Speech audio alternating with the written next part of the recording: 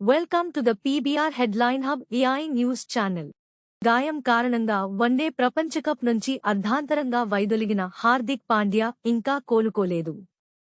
ఈ నేపథ్యంలో అతడు ఆఫ్ఘనిస్తాన్తో టీ20 సిరీస్తో పాటు వచ్చే ఐపీఎల్కు కూడా దూరమయ్యే అవకాశాలు ఉన్నాయని జాతీయ మీడియాలో కథనాలు వస్తున్నాయి.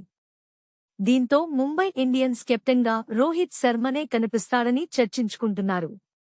ఇటీవల కాలంలో హార్దిక్ పాండ్యా పేరు సోషల్ మీడియాలో చర్చనీయాంశంగా మారింది. ఐపీఎల్ ట్రేడింగ్లో గుజరాత్ టైటాన్స్ నుంచి ముంబై ఇండియన్స్కు వెళ్లిన హార్దిక్ పాండ్యాకు అనూహ్యంగా కెప్టెన్సీ బాధ్యతలు కూడా అప్పగించడం రోహిత్ శర్మ అభిమానులకు ఏమాత్రం నచ్చలేదు.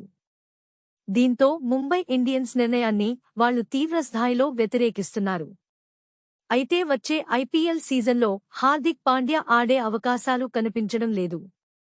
వన్డే ప్రపంచకప్లో బంగ్లాదేశ్తో మ్యాచ్ సందర్భంగా గాయపడిన అతడు మెగా టోర్నీ మొత్తానికి దూరమయ్యాడు.